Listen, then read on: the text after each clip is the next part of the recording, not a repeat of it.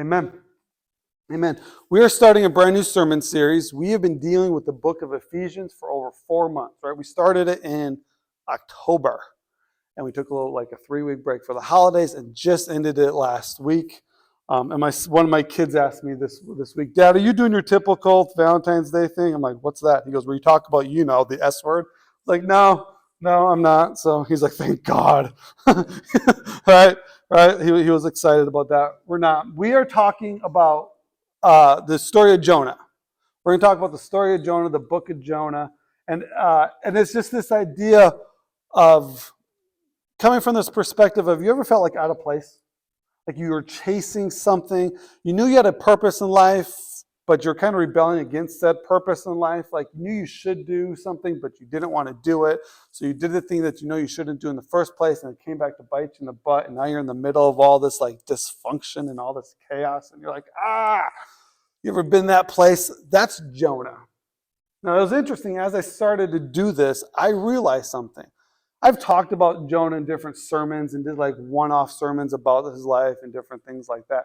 But I don't think I've ever taken like 4 weeks, so this will take us 4 weeks, to talk about just this guy, just a whole book of Jonah. So that's what we are going to do.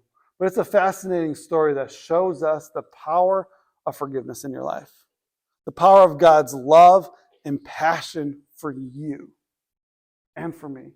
Despite Jonah's own mistakes, and we'll get into that plenty. But God still loved him and God still chased him down despite all of his stuff. Now, here's a couple things that we have to understand. The story of Jonah and the fish or the whale, or however you want to say it, is not a fable. Right? It's not allegorical. It is not fake. It is not made up. It is a real thing that really happened. Jesus talked about Jonah in Matthew chapter 18. Okay, and Jonah's talked about in 2 Kings chapter 14. Matthew 12, 38 through 41, not 18. But in 2 Kings chapter 14, it talks about Jonah as well. So Jonah was a real person. Jesus validated this. This is a real story. And I've got a news article for you that this actually happened recently as well. And you know it's true because it didn't come from MSNBC. I'll make fun of the other guys next week, okay? Don't worry, or just give it a minute, right? Like, I'm pretty good at making fun of all aspects of all political people. So, but it's real, right? So this is a real story. Jonah would have been a very, very well-regarded individual. They call him a prophet. Now, Jonah being a prophet and the prophets that we see on TV are two completely different things, right? Like, he was a real prophet, not one just to get your money. Right? Like, those are two different things, okay? Jonah was a real prophet. The leadership in Israel would have looked up to him for advice and wisdom because he would have been a real prophet. But underneath the surface of Jonah, there were some real spiritual issues taking place and going on that we did not see like rising to the surface. We see it explode and we see it come out, but we don't see all the little things that took place underneath the surface. And this is what I think kind of happens to so many people. This is why changing like lifestyles is so hard, because we get carried away with the just the first part of it, like the excitement of it. I'm going to lose weight this year, and everybody goes to the gym, and by January 21st, nobody's at the gym anymore. You're like, finally, it's back to normal, right? Right? Well, the gym goers stay away for 3 weeks to like let it all like wear itself out. Right? Why? Because we lose momentum, we lose excitement. Part of it's because we are addicted to dopamine, but that's a different sermon for a different day. But like we almost find the idea of being steady as a negative. We go through all of this stuff. And we have to understand that being steady is a good thing. Right? Being steady is a good thing. But nobody really sees all the negative stuff, whether it's in your career or like your home, until things explode. And that's kind of where we pick up the story of Jonah. We see it all come to the surface. So if you have your Bibles, that's awesome. You can turn there, a phone, a tablet. If not, if anything, it's always back on the screen behind me. Jonah, chapter 1, verse 1. Let's start there because that's a good place to start. It says this: the Lord gave this message to Jonah, son of Amittai. Here's the thing. God talks to us. God is still talking to us. Whether or not we listen or not is different, but God's still speaking. God is still talking to us. The question is, are we listening? Are we embracing it? It's the same thing for me as it is for you, right? I have a choice. I can embrace the thing God's trying to tell me, or I can ignore it. It's no different. It's no different. Here's the deal. We pay for our decisions, right? We're going to see Jonah pay for his decisions. We do the same thing. We pay for good ones and bad ones. You get 4 hours of sleep one night and you get 8 hours of sleep one night, you're going to wake up in two different moods. Right? Good decisions, bad decisions, big ones, small ones. Like how much sleep you get is really just a small decision. Starting a new business, starting a family, those are big decisions that have major consequences, good ones and negative ones, for years to come. Decisions matter. Decisions matter. Jonah made a decision when God told him to do. Verse 2 says this, "Get up, go to the great city of Nineveh.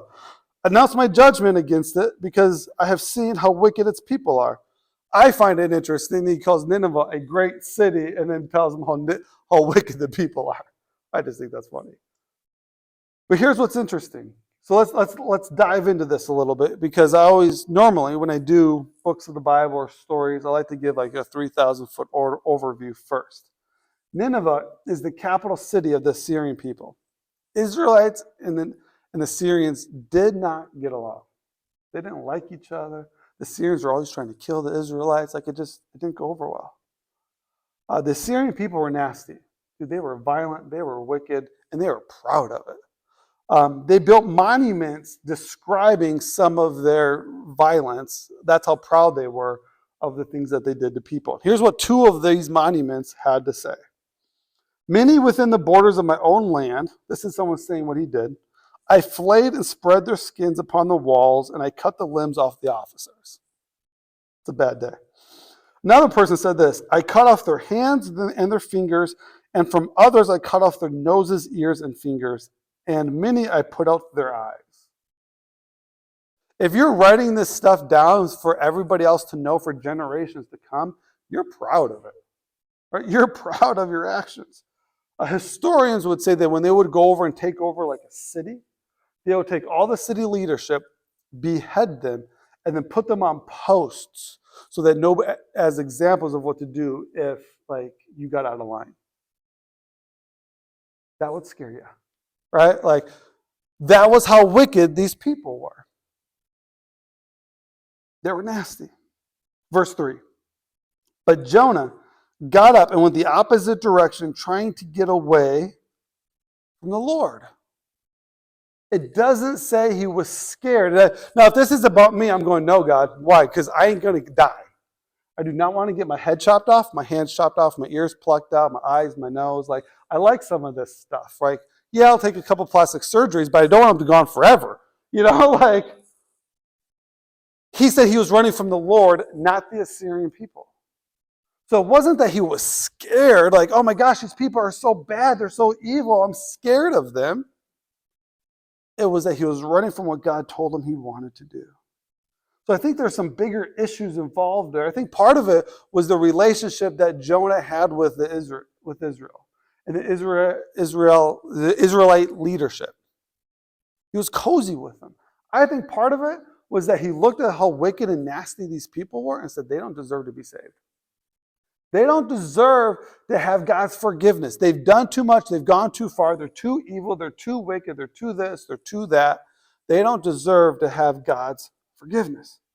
But God's heart is always to forgive people. Always. We'll give you a sneak peek in a couple weeks.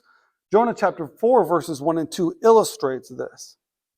This is what he says. "This change of plans greatly upset Jonah, and he became very angry. So he complained to the Lord about it. 'Didn't I say before I left home that you would do this, Lord? That is why I ran away to Tarshish. I knew that you are a merciful and compassionate God, slow to get angry and filled with unfailing love. You are eager to turn back from destroying people.'" That God, I knew you were going to save these people all along, so now they don't want anything to do with this. He was showing his heart. He didn't run because of safety. He ran because he didn't want people to get saved. Jonah cared more about what he wanted than what God wanted. And no matter the circumstances or the situation, that's a dangerous place to be. No matter what it's like, no matter what it's called to be. That is a dangerous place to be. Now, Jonah hid behind this heart for a very long time because he had a prophet in front of it. Yeah, there was a prophet in front of it. So he knew all the church lingo. He knew what to say. He knew how to draw a crowd. He knew all the things. But because he had the title of prophet, he could hide behind his heart and just slowly built up to the surface. Here's your heart test. A lot of times we do take-homes, different things. Here's your kind of take-home. Here's your heart test. Here's how to know if you and Jonah are matching up or not, or where you're at. How comfortable are you? How comfortable am I saying no to what God tells us to do? Like, here's where we struggle, if I'm really honest. We go, well, specific things and general things. Like, what do you mean? Well, Scripture lines up a whole lot of ways that Christians and believers and people who say they follow Jesus are supposed to act. We just read the book of Ephesians, people. How comfortable are we with just doing the steady, boring, supposedly mundane things of just serving Jesus every day? Before we get into like specifics of like going here or doing this or doing that, just how comfortable are we with saying no to things that God has told us to do on just a daily basis? Right? Valentine's Day is Wednesday, correct? So how comfortable are we showing love to our kids and our spouses the way that God has called us to do? Not just this week. What about in 2 months? When it all goes away? Like, I said it multiple times. Listen, I don't think of myself as like a legalistic person, but you better believe biblical and legalism are not the same thing. So they're not the same thing. Verse 3. Let's read all of it. But Jonah got up and went the opposite direction to get away from the Lord. He went down to the port of Joppa, where he found a ship leaving for Tarshish, bought a ticket, and went on board, hoping to escape from the Lord again. Again, he's running from the Lord by sailing to Tarshish. You had to pay for a ticket. Listen, running from God is always going to cost you. It's always going to cost me. Sometimes it costs us more than we think. Sometimes it may cost you less than what you think. I think at this point in time, Jonah might be like, dude, I might get away with this. I got a ticket. I'm on a boat. Could I actually get away with this? I know God to like, I may pull this off. I may pull this off. Here's what we have to understand. Running from God, even though it's going to cost us, isn't always a one-time deal, and it's only dealing with one thing. Running from God is a multi-layered issue. It's going to cost you. It's going to cost you fulfillment maybe in relationships. It may cost you financially. It may cost you your mental, emotional health, your spiritual health. It's going to cost you something. You may not know what it's going to cost you, but you better believe running from God is going to cost you something. But the biggest thing that running from God is going to cost you, it's going to cost you God's guidance and God's influence on our lives. That's what's going to cost us more than anything. Jonah is trying to get on a boat. He's trying to go 2,500 miles in one direction, the opposite direction, where the city he was supposed to go to is over here. Essentially the opposite direction, right? It's like, I got to get to the Dells. You're like, I'm dipping to go to like Des Moines. Like opposite direction. This is what Jonah is trying to do. He's trying to run away. But God's like, no, dude, you can't run away from me. I'm too big and I care about you too much. He doesn't let go of him easy. Because just because you quit on God doesn't mean God quits on you. I've seen a lot of people quit on God. God's like, no, I love you too much. I'm not going to let you quit. I'm not going to let you quit.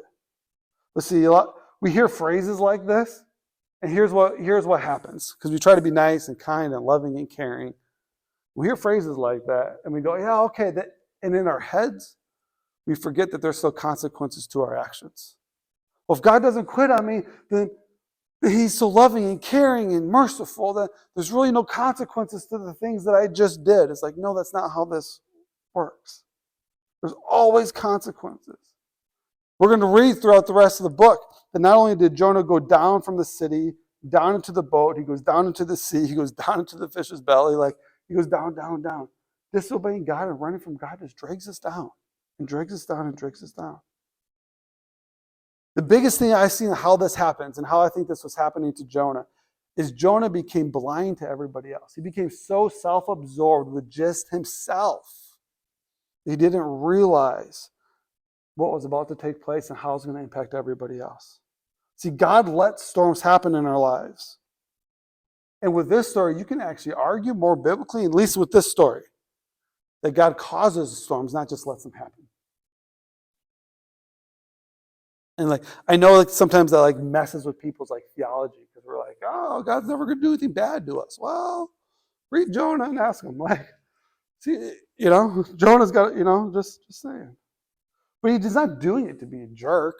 He's doing it to show us, hey, you're running from me. I love you. I want you so bad to have a deep personal relationship with me. And what it shows the amazing heart of a father, an amazing heart of a parent. And one of the things that we don't do very well in our society is we don't deal with failure very well, do we? As parents, it's really hard to watch kids fail and fall. No, we don't want to do that. We have an entire education system that's so messed up because we don't want people to fail anymore. When the reality is we need kids to fail. Because we need to show people and kids what you're doing wrong so that you can succeed. Which is why we have a bunch of 24-year-olds that don't know how to succeed because they've never learned how to fail and get back up again. Falling's okay. The idea is when someone falls, you're there to help them get back up and show, hey, why'd you fall? Right? With really simple things, it's easy, right? Oh, you didn't tie your shoe. You stepped on your shoelace. Tie your shoe. Oh, okay, that makes sense. But when you get a whole bunch of other stuff involved, it gets really tricky. Failing's okay. God's bringing a situation into Jonah's life to point out the things that he's doing wrong because he loves him so much because he's the ultimate father. And if we learn to embrace God during the storms of life, we will learn from them, and God will show us where we messed up all along. He'd bring us back into alignment with him. Storms happen because God is trying to get your attention because he loves you so much. We doubt the presence of God. Don't doubt it. When things come up, we blame God. I can't believe this happened, and this happened, and this happened, and this happened. God's like, I'm doing it because I love you. I'm doing it because you've made bad decision after bad decision after bad decision after bad decision. The best thing a teacher could ever do is to fail a kid. Why? Because you didn't do any homework assignments all year long. But right? This is why you see kids in 7th grade doing 2nd grade math. Go be a sub at the school. It's true. I'm not trying to, it's not the kids' fault. They're innocent. That's what's so maddening about this. Innocent people, and we're going to read about this, are the ones that honestly get screwed over the most. Let's keep reading. Verse 4, here's how you know. The Lord hurled a powerful wind over the sea, causing a violent storm that threatened to break the ship apart. The Lord did it. The Lord did it. It wasn't natural. This is a supernatural storm that the Lord caused. He's trying to get Jonah's attention. You think of a cyclone / hurricane type of deal in the middle of a sea. Take Lake Michigan being stuck on Lake Michigan. That's the situation. We read this and we have to ask ourselves, is God causing certain storms in your life simply to bring him back into alignment with him? Verse 5. Fearing for their lives, the desperate sailors shouted to their gods, lowercase g, for help. Then they threw the cargo overboard to lighten the ship. But all this time, Jonah was sound asleep down in the hold. Jonah is the cause of the storm, but his rebellion and responsibility are impacting the people around him in negative ways. Irresponsibility always affects other people. Always impacts other people. It doesn't matter what kind of irresponsibility is, little things, but it always impacts other people. Right? If you don't put your dishes away, somebody does. Right? You don't throw away trash, somebody else is picking it up. Right? Little things. Irresponsibility always impacts somebody else. Somebody's stupid enough last night, and somebody will be stupid enough tonight to go downtown to a bar, have a bunch of drinks, and drive home. Eventually, that's going to impact somebody else. They could just drive into a pole, not even hurt themselves, but guess what? A cop has to show up, run a ticket, everything else. You got to get a tow truck involved. And that's the best case scenario. Irresponsibility, no matter what line it is, always affects other people. Here, it's causing a group of guys their financial livelihood. They threw away their cargo overboard. This was probably multiple guys, which means it represented multiple families. How much it was worth, I don't know. But potentially, multiple families' livelihoods could be on the line because Jonah decided to run from the Lord. And he's asleep during the whole thing.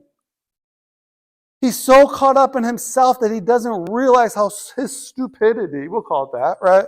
I was trying to be nice and call you responsibility, but I'm not nice. Let's just be real, right? His idiotic, stupid actions are potentially destroying other people's livelihoods. We have this phrase I just want to be happy. That's fine. Be happy all you want. But have you ever stopped to think what your actions are hurting other people? Have you ever stopped to think how your actions are impacting other people? No matter what they will. Your good ones and your bad ones. Whether when you're 10, whether you're 22, 85, right? It doesn't matter. Our actions impact other people. But have we ever stopped to think about what it's really costing you?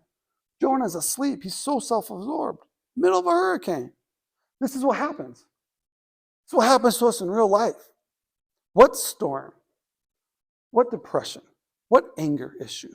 What addiction? What are you talking about? What? No. What? How many times do we see from outside looking in how clueless people are?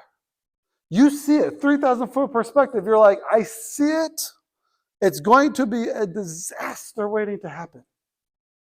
And it's hard sometimes to be stuck in that place. I see it, I see it, I see it. What do you do? Right? What do you do?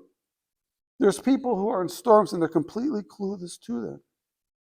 Verse 6. So the captain went down after him. How can you sleep at a time like this? Get up and pray to your God. Maybe he will pay attention to us and spare our lives. He's like, do something. Don't you realize your house is sinking? Don't you realize what's taking place? Don't you realize, whatever the case is, right? Don't you realize your spending habits are bringing you into bankruptcy? Don't you realize your eating habits are, you're eating yourself to death? Don't you realize your whatever habits are ending your marriage or your kids, whatever the situation? Don't you realize the storm that's brewing? Don't you see it? Don't you see it? Spiritual apathy affects the people around us, and especially the people that are closest to us. Guys, people are watching too. Verse 7 and 8. Then the crew cast lots to see which of them had offended the gods and caused the terrible storm. When they did this, the lots identified Jonah as the culprit. Well, of course it did. Why has this awful storm come down on us? They demanded. Who are you? What is your line of work? What country are you from? What's your nationality? What are you doing, dude, to cause this crap? Because we've been on this ship. We've taken this trip thousands of times, and we have never encountered a storm like this. What the heck is going on, dude? Verse 9 and 10. So Jonah answered, I'm a Hebrew. I worship the Lord, the God of heaven who made the sea and the land. He's about to get caught. Christians always get caught when we lie about our lifestyle, by the way. The sailors were terrified when they heard this, for he had already told them. He was running away from the Lord. Oh, why did you do it? They groaned. You're like, wait a minute. You got on this boat and you told us you were running from the Lord. Now you say you're living for the Lord? Dude, you don't make any sense.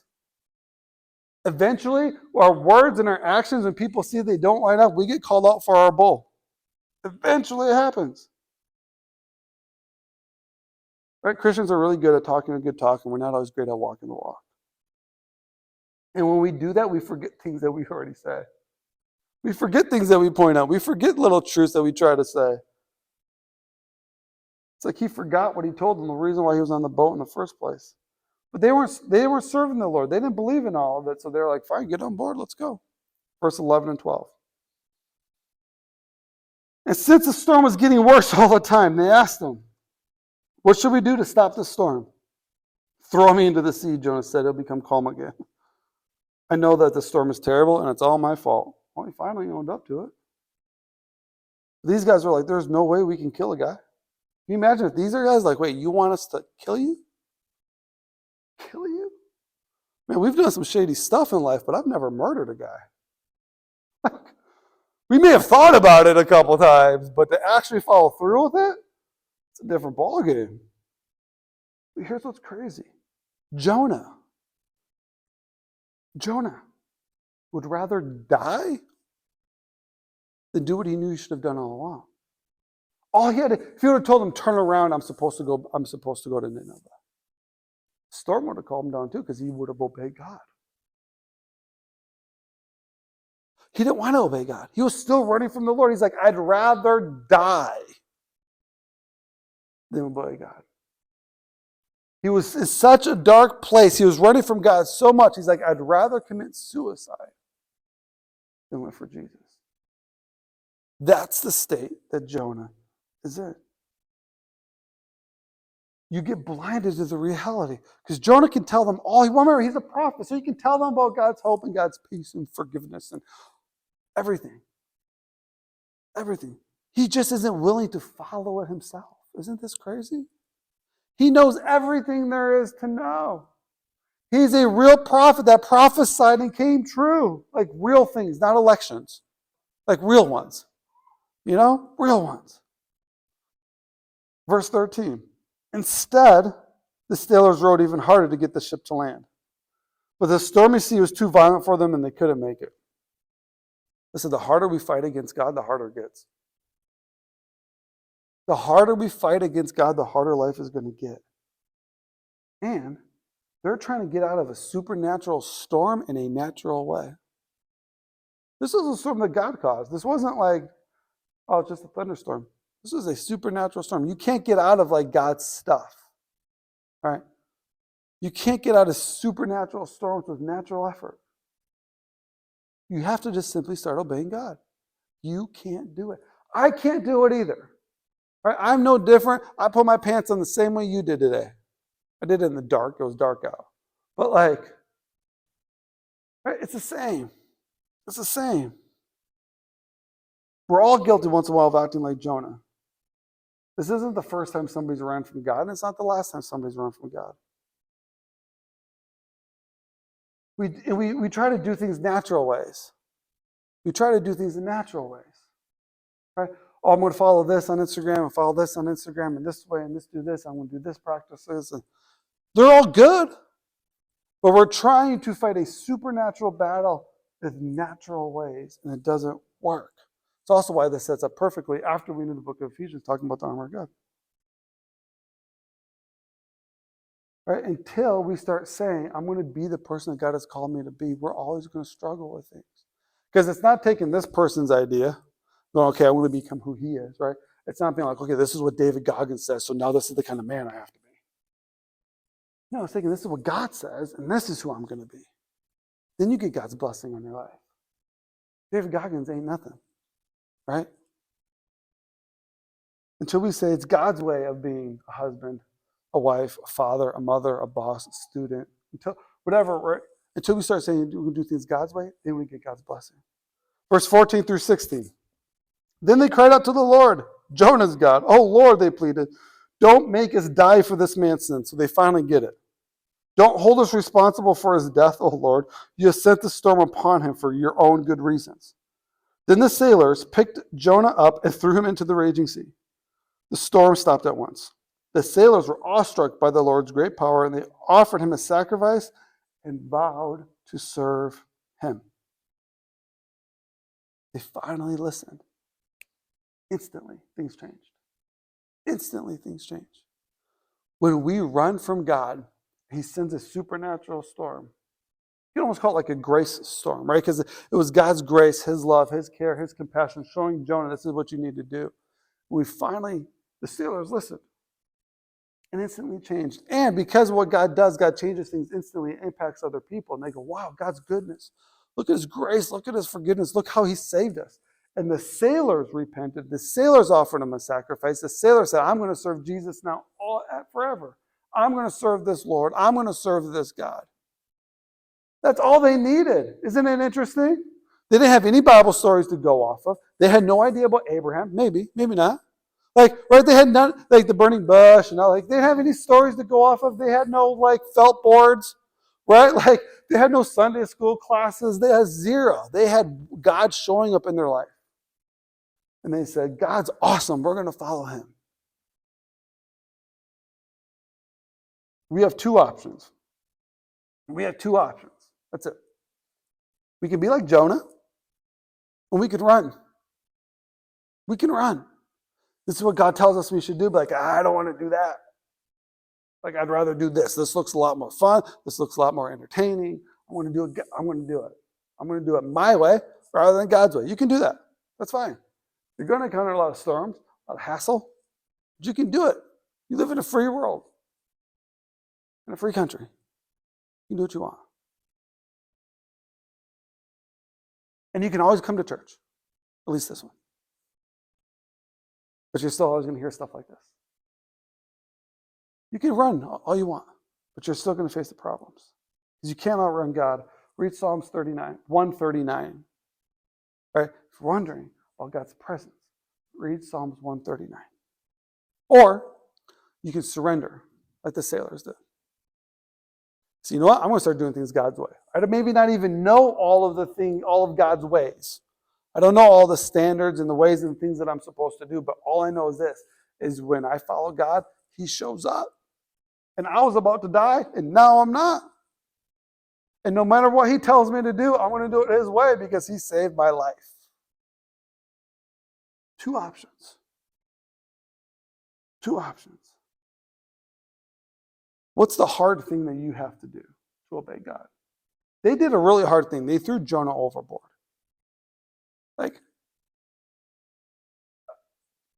Because of video games, and I think entertainment and movies, we kind of glamorize death a little bit, especially in war issues, right? It's kind of almost become a cool thing, the Call of Duty stuff and all the war movies. And ooh.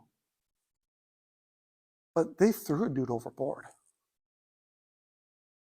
We're going to kill somebody. That is a really hard thing to grasp. They had to make a very, very hard decision. But God instantly calmed the storm. What is the hard thing that you need to obey God in to change instantly? Maybe you're here and you didn't even realize at 9:45 that you were in the middle of a storm. You'd be oh, I'm actually in the middle of a storm. It may not be a physical storm. Thank God we're not in the middle, Cyclone would be really bad. The devil's light turns up one day, we're all running, Some wind spout comes up, we're we are out of here. I'll be the first one up. I'm beating you, y'all. I'll grab Jade and let's go. The rest of my kids can run plenty fast. Maybe I'll grab Calvin too, but we're good. But what's the hard thing that you're I have to start obeying God in? Because there's a storm brewing.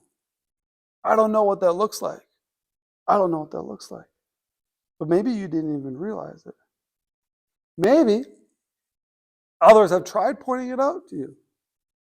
And you just said, they're not being supportive of me. If you really loved me, you would support my lifestyle.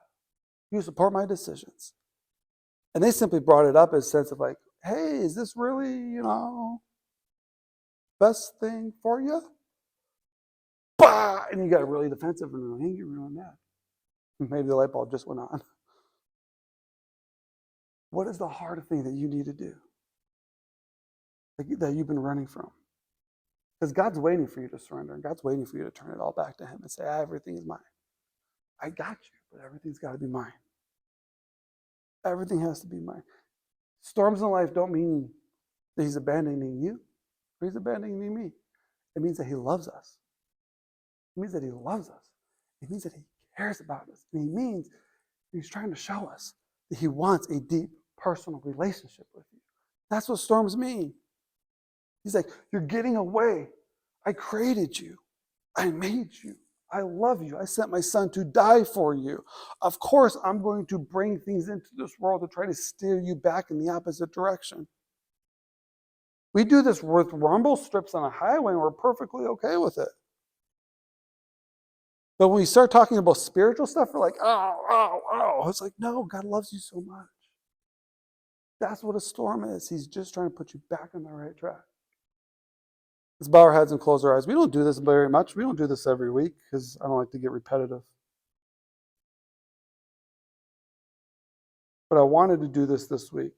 And we're going to do something, and I quite know how I'm going to do it. But if you're here and you're saying, hey, I've got a storm and I need courage, strength, maybe salvation to get out of this storm, I want to have you do two things before you do it. I want to have you do two things I'll explain. One, I want you to pick your head up, look at me, raise your hand, give me, like that's me type of a signal. But the second thing I want you to do after service, I want you to tell somebody, not me. Because turning your life over to Christ is not embarrassing. It's not anything to be ashamed of. In fact, it is the greatest thing you can possibly do. The best thing that the sailors did was they surrendered their lives to the Lord. So if you're in the middle of a storm and you're like, I need the strength and the courage to go home today and do what God has told me to do all along. Maybe you need just salvation in general. And you're like these guys, and you're like, oh, I need the storm to calm, and I need to dedicate my life to the Lord. If there's anybody here that says, I need to surrender everything. That's what I want you. I want you to look at me, and then I'm going to pray for you. But then after service, I want you to tell somebody else. Because what we do is we have these religious experiences, we have zero accountability, we have zero action steps afterwards, we don't know where to go. But as soon as you tell somebody else, it changes the dynamic of the decision you make.